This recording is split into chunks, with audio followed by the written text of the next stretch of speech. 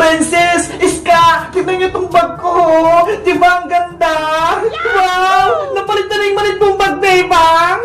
Oh, Princess, kasi hindi kasi yung mga notebook ko dun eh. Sobrang liit. Ito naman yung bag ko, folder lang. Pero kasi magamit ko sa school.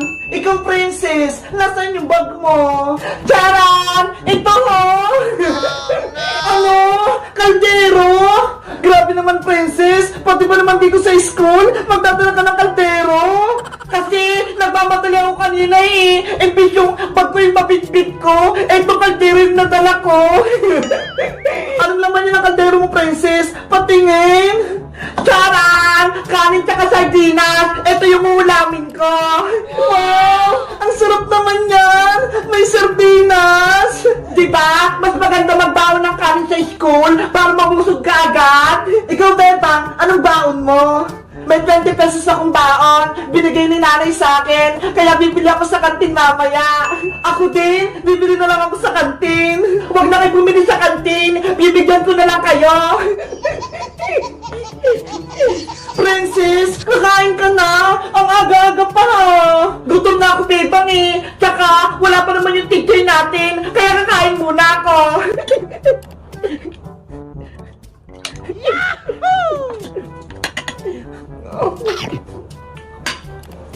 Si Princess talaga, kakaiba. Kaya nga eh, kahit saan kumakain. Ang sarap ng sardinas.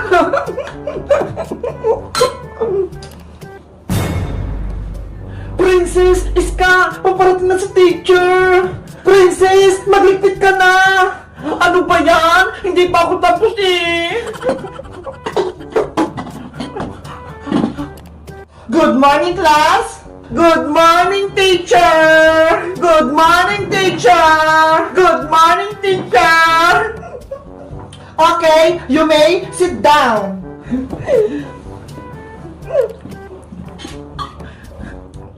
Oh no! Bago tayo nag-start ng klase, gusto ko munang ipakilala ang sarili ko sa inyo. Ako nga pala si Teacher Laila, ang advisor nyo, Grade 3, Section B. Teacher Laila, kayo po ba'y nasa ML? Hindi ako yon, ibang Laila yon. Ganun po ba? Parehas po kasi kayo ng pangalan eh. Okay, class, kayo naman magpakilala sa akin. Pero, ang gusto ko, i-drawing nyo muna sa bond paper ang maging pangarap nyo paglaki nyo. Naintindihan nyo ba? Apo, teacher, naintindihan po namin. Yari, wala akong lapis at bond paper. Ikaw kasi, kaldero yung baon mo. Oh, Princess, hiramin mo muna itong lapis ni Mateo. Wow! Ang laki naman ng lapis! Higanti! Ito naman bond paper mo, Princess. Dito ko mag-drawing. Thank you, Iska! Thank you, Bebang! Huwag na kayong maingay. Mag-drawing na kayo. Opo, Teacher Laila. Ano kayang pangarap ko paglaki? Hindi ko pa alam eh. Ako, gusto ko maging doktor paglaki ko. Ikaw, Bebang, paglaki ko, gusto ko maging teacher. Kaya yun yung i-drawing ko. Ay, alam ko ng pangarap ko paglaki. Ano kayang i-drawing ni Princess? 1 hour later. Class! Tapos na ba kayo sa pinagagawa ko? Opo, teacher! Nag-erase na lang po ako! Tapos na po ako, teacher! Teacher Laila! Tapos na rin po ako! Okay, magpakilala na kayong lahat at ipakita nyo na yung inyong drawing. Ako po muna, teacher, yung mauna! Good morning sa inyo, classmate! At good morning din po, teacher! Ako nga po pala si Bebang at ang drawing ko po ay isang guro. Bakit teacher yung napili mo, Bebang? Pangarap ko pong maging teacher para maturuan ko yung mga batang magsulat at magbasa. At syempre, turuan ko din po sila ng magandang asal. Very good, Bebang. Umupo ka na. Thank you, teacher. Next. Good morning po, teacher. Ako nga po pala si Iska at ang drawing ko po ay isang doktor. Pangarap ko po maging doktor kasi si Lola may sakit. Gusto ko siyang mapagaling. Pati po yung mga ibang tao, gusto ko rin po silang gamutin para mawala yung mga sakit nila. Very good, Iska. Thank you po, Teacher Layla. Princess, ikaw na! Ako naman po si Princess. Ang pangarap ko po ay maging tindera sa kantin. Bakit naman tindera yung pangarap mo, Princess? Para po kapag nagutom ako, marami po akong kakainin, libre na, at hindi na ako magbabayad. Ano? Diba? Maganda yung pangarap ko, Bebang. Kain na lang ako ng kain sa kantin. Si Princess talaga. Pagkain natin may isip. Kayo guys, anong pangarap nyo maging paglaki nyo? At may bago na din ba kayong teacher? Anong pangalan niya? Mag-comment lang kayo. Bye-bye! Nani Bebang! Nani Bebang! O Princess anak! Bakit ka umiyak? Eh kasi po, Nay, Aling Iska, kinuha niyo po yung pera ko pambiling mantika. Ano? Kinuha ni Maring Iska yung 50 pesos? Bakit daw? Pagbayad niyo daw po yun ng utang sa tindahan. Marami daw po kayong utang sa kanya na hindi niyo pa nababayaran. Grabe naman si Mari. Kinuha pa yung pabiling mantika. Hindi tuloy ako makaluto ng favorite kong banana Q. Paano na po yan, Nay? Gutom na po ako. Gusto ko na kumain. Yari, wala tayong ulam. Hindi tayo makakaluto, Princess. Nay, gutom na po talaga ako. Wala po ba kayong pagkain dyan? Ay naku si Princess, gutom na naman. Ang laki-laki kasi ng tiyan. Naya, si Kuya Boyong, inaasar niya na naman ako.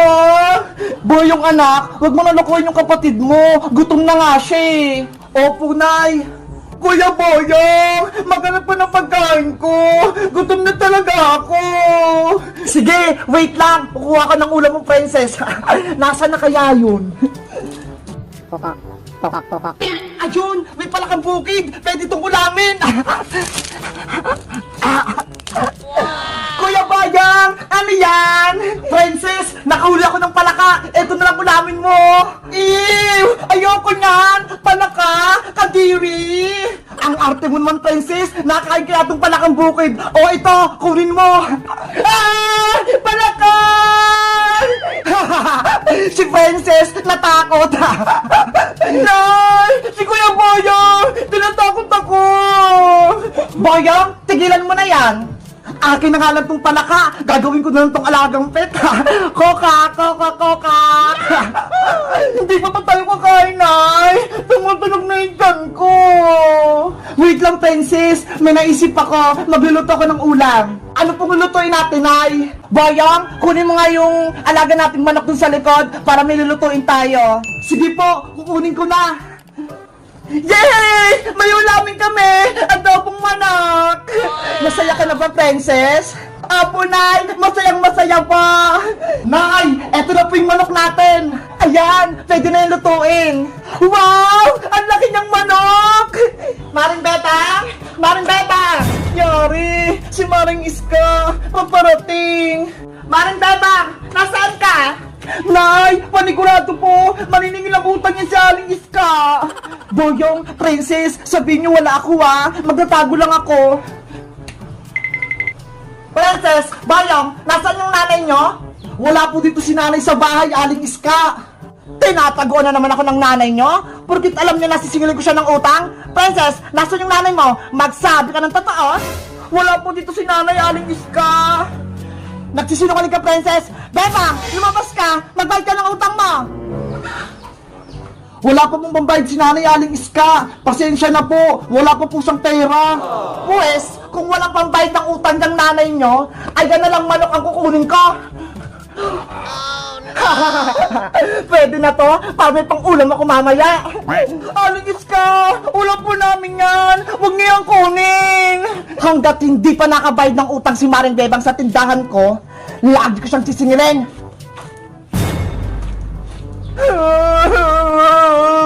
Wala na kaming manok. Wala na rin ako pang ulam.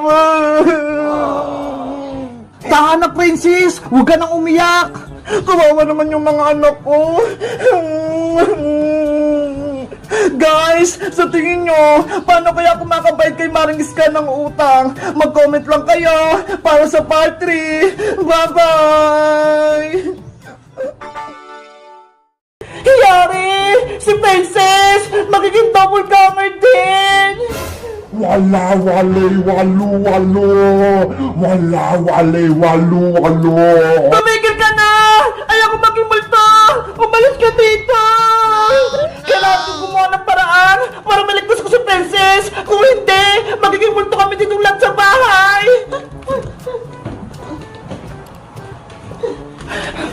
Asa dito yung asin? Ayun! Kailangan ko din ng suka! Ito!